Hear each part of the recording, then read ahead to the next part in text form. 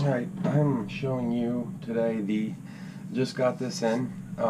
Previously I was flying with a Fsi10. I've been flying with this radio for quite a long time, and I can tell you that I went right from 72 megahertz to this radio for $50, and it's just a fantastic radio. You know, for $50, built it. It's got telemetry, 6-channel. I have a 10-channel mod in it, so it's a good radio. So I just got this Fsi10 in. This is gorgeous. Gorgeous radio.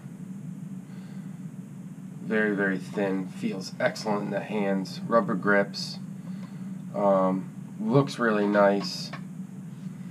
And FlySky really hit the nail on the head. And for a radio less than $200, I mean, where can you beat that? I don't know how Spectrum and Futaba stay in business with companies like FlySky and Taranis out there.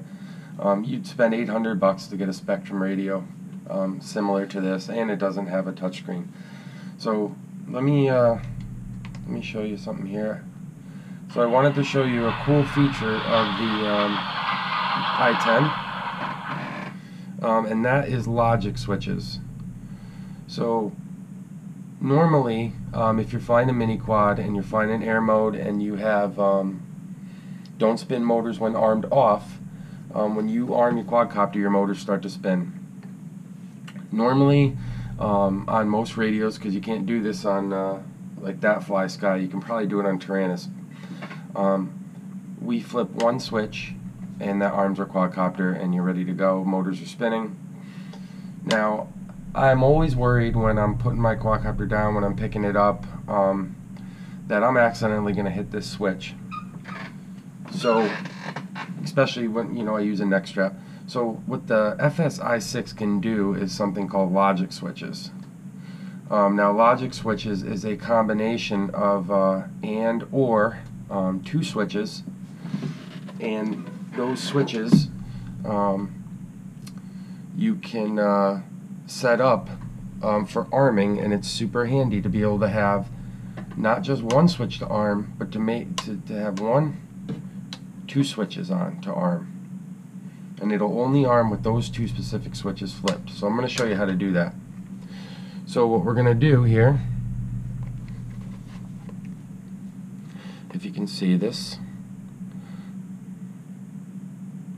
is we're going to click Setup. Okay, you know what, let me try to get the camera in a little better position for you.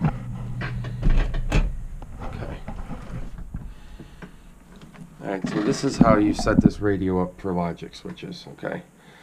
Your auxiliary channel that you would normally have set up for ARM, I have channel 6 set up. Normally you would set that for, you know, any one of these switches on the panel.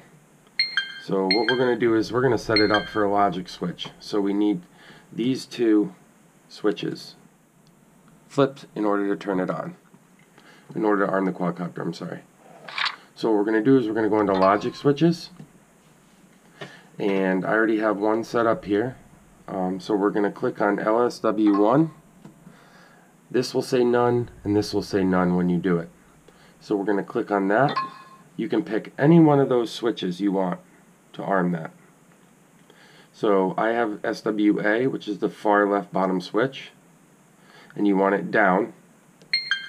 And then we're going to click and we're going to click the bottom one, and you can select another switch that you want to be used for this logic switch. I have SWH selected, and down as well. We're going to click the back button, back again. So now our logic switch number 1 is set up. Now we're going to go to auxiliary channels. And we're going to go to our ARM channel. This is channel 6. I have it labeled ARM. You can name it. We're going to click on Control. And instead of selecting one of these other switches that you'd normally select to control an auxiliary channel, we're going to click on this LSW at the top. And you'll notice at the bottom, LSW1, LS1, LS2, LS3, those are your 3 logic switches. We have LS1 set up, so we're going to click LS1, we're going to back.